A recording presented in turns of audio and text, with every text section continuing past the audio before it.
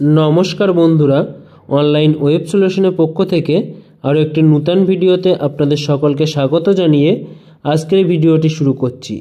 বন্ধুরা প্রতি মাসের শুরুতেই দেশ জুড়ে বেশ কিছু নিয়ম ও পরিবর্তন আসে যা সাধারণ মানুষের জীবনে প্রভাব ফেলে, যেমন SIM card, ATM card, train ticket, credit card, PAN card, Aadhaar card থেকে শুরু করে ব্যাংকিং সেক্টরে লক্ষ্মীর ভাণ্ডার, বার্ধক্য ভাতা, বিধবা ভাতা প্রকল্পে অনেক পরিবর্তন আসতে চলেছে এই জুলাই মাস থেকে। তো বন্ধুরা, এই জুলাই মাসের প্রথমে কোন কোন সেক্টরে কি পরিবর্তন আসতে চলেছে আর এই পরিবর্তনের ফলে সাধারণ মানুষের জীবনে কি প্রভাব পড়তে চলেছে সেটি আজকের এই ভিডিওর মাধ্যমে আপনাদের সাথে ডিটেলসে আলোচনা করব। তাই বন্ধুরা, ভিডিওটি স্কিপ না করে সম্পূর্ণটাই দেখতে থাকুন। আর ভিডিওটি ভালো লাগলে অবশ্যই লাইক করতে ভুলবেন না, আর আপনার বন্ধুদেরকেও ভিডিওটি শেয়ার করে দেবেন। আর এই চ্যানেলে নতুন হয়ে থাকলে চ্যানেলটিকে সাবস্ক্রাইব করতে ভুলবেন না। আর যারা আগে থেকে চ্যানেলটিকে সাবস্ক্রাইব করে রেখেছেন তাদেরকে জানাই অসংখ্য ধন্যবাদ।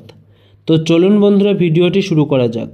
প্রথমে আমরা আলোচনা করব এই জুলাই মাসের 1 তারিখ থেকে সিম কার্ডের যে পরিবর্তন আসতে চলেছে সেটি হলো নিরাপত্তার কথা মাথায় রেখে নিয়ম বদল করছে ট্রাই। আবারও একবার পরিবর্তন হতে চলেছে সিম কার্ড সংক্রান্ত নিয়ম। মোবাইল নাম্বার এমএনপি বা পোর্টের নিয়ম পরিবর্তন আনার সিদ্ধান্ত নেওয়া হয়েছে ট্রাইয়ের পক্ষ থেকে। সিম সোয়াইপের জালিয়াতি ট্রাইয়ের এই নিয়ম প্রয়োগ করেছে। সিম কার্ড চুরি বা নষ্ট হয়ে গেলে আপনারা কিছুক্ষণ অপেক্ষা করতে হবে। আগে সিম কার্ড চুরি বা নষ্ট হয়ে গেলে দোকান থেকে সঙ্গে সঙ্গে সিম কার্ড পেয়ে যেতেন, কিন্তু এখন এই লিঙ্কিং পিরিয়ড বাড়ানো হয়েছে। এখন ব্যবহারকারীদের 7 দিন পর্যন্ত অপেক্ষাও করতে হতে পারে। তার মানে আপনার হারিয়ে যাওয়া বা নষ্ট হওয়া সিম সোয়াইপ করার পরে সেখান থেকে 7 দিন লিঙ্কিং পিরিয়ড পর্যন্ত আপনাকে অপেক্ষা করতে হবে। তারপরেই আপনি অন্য কোনো কোম্পানিতে পোর্ট আউট করে যেতে পারবেন।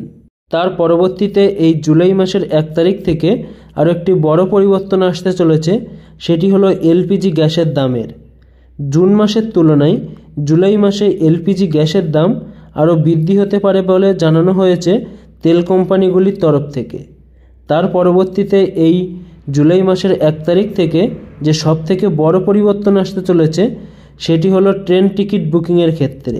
এই জুলাই মাসের 1 তারিখ থেকে নন এসি ক্লাসের ভাড়া প্রতি কিলোমিটার 1 পয়সা করে বাড়ানো হয়েছে, আর এসি ক্লাসের ভাড়া প্রতি কিলোমিটার 2 পয়সা করে বাড়ানো হয়েছে।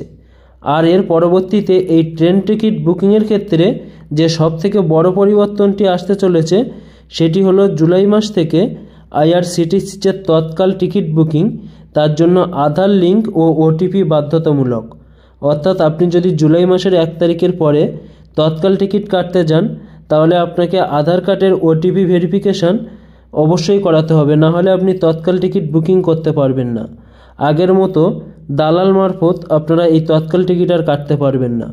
আপনার তৎকাল টিকিটের প্রয়োজন হলে আপনার নিজস্ব আধার কার্ড নিয়ে কাউন্টারে গিয়ে আপনার তৎকাল টিকিট বা নির্দিষ্ট এজেন্টের মাধ্যমে আপনারা এই তৎকাল টিকিট বুকিং করতে পারবেন।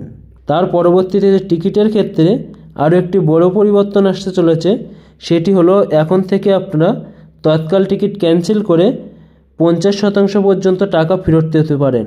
তার পরবর্তীতে যে টিকিট বুকিংয়ের ক্ষেত্রে যে সময়ের পরিবর্তন করা হলো সেটি হলো সকাল 10টা থেকে 11টা পর্যন্ত আপনারা এসি কোচের জন্য টিকিট বুকিং করতে পারবেন। তারপর স্লিপার কোচের জন্য 11টা থেকে 12টা পর্যন্ত আপনারা টিকিট বুকিং করতে পারবেন। তার পরবর্তীতে যে সবথেকে বড় পরিবর্তনটি হলো সেটি হলো ব্যাংকিং সেক্টরে। ক্রেডিট কার্ডের আইসিআইসি ব্যাংকের নির্ধারিত সীমার চেয়ে যদি বেশিবার টাকা তুলতে হলে প্রতিবার 23 টাকা করে চার্জ দিতে হবে কাস্টমারদের।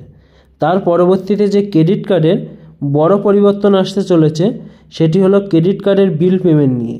সেটি হলো আপনি যদি ক্রেডিট কার্ডের বিল পেমেন্ট ফোনপের মতো থার্ড পার্টি অ্যাপসের মাধ্যমে ক্রেডিট কার্ডের বিল দেন তাহলে 1% অতিরিক্ত চার্জ আপনাকে পেমেন্ট করতে হবে। তারপরেও যদি আপনি বিদ্যুৎ বিল বা জল বিল সহ এইচডিএফসি ক্রেডিট কার্ডের মাধ্যমে পেমেন্ট করেন তাহলে আলাদা চার্জ দিতে হবে সেই কাস্টমারদের। তার পরবর্তীতে আরও একটি যে বড় পরিবর্তন আসতে চলেছে সেটি হলো প্যান কার্ডের ক্ষেত্রে। আগে কোনো ব্যক্তি যদি প্যান কার্ড করতে চান তাহলে তার আধার কার্ড না থাকলেও সেই ব্যক্তির নামে প্যান কার্ড ইস্যু করতে পারতেন, কিন্তু এই জুলাই মাসের 1 তারিখের পর থেকে কোনো ব্যক্তির যদি আধার কার্ড না থেকে থাকে তাহলে সেই ব্যক্তি আর প্যান কার্ড তার নিজের নামে কোনোভাবে ইস্যু করতে পারবেন না। তার পরবর্তীতে যে সবথেকে বড় পরিবর্তন আসতে চলল সেটি হলো কৃষক বন্ধু প্রকল্পে।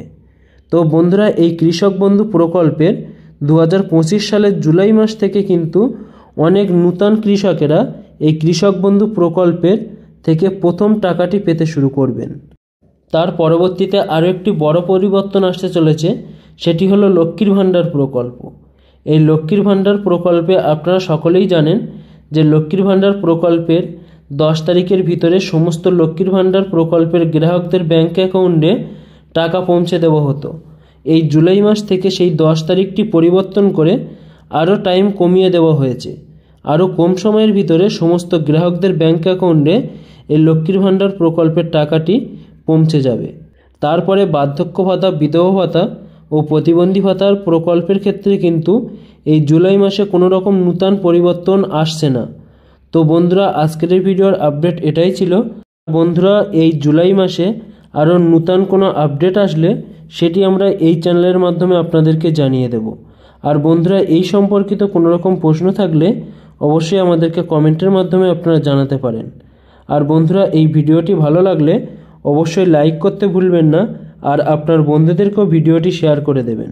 আর এই চ্যানেলে নূতন হয়ে থাকলে চ্যানেলটিকে সাবস্ক্রাইব করে পাশে থাকা বেল নোটিফিকেশানটি অন করে রাখবেন, কেননা এই চ্যানেলে আসা নূতন কোনো ভিডিওর নোটিফিকেশান সবার আগে পেতে। আর বন্ধুরা, এই বার্ধক্য ভাতা, লক্ষ্মীর ভাণ্ডার, বিধবা ভাতা এই ধরনের যে কোনো প্রকল্প সম্পর্কিত কোনো রকম সাহায্যের জন্য অবশ্যই আমাদের হোয়াটসঅ্যাপ গ্রুপ বা আমাদের হোয়াটসঅ্যাপ পেজটিকে ফলো করে রাখতে পারেন। এখানে প্রতিদিন নূতন নূতন প্রকল্পের নূতন নূতন আপডেট আপনারা পেয়ে যাবেন। তো বন্ধুরা, আজকের এই ভিডিওটি এখানেই শেষ করলাম। এর পরবর্তীতে আরও নূতন ভিডিওর মাধ্যমে নূতন নূতন আপডেট নিয়ে আপনাদের সামনে হাজির হব।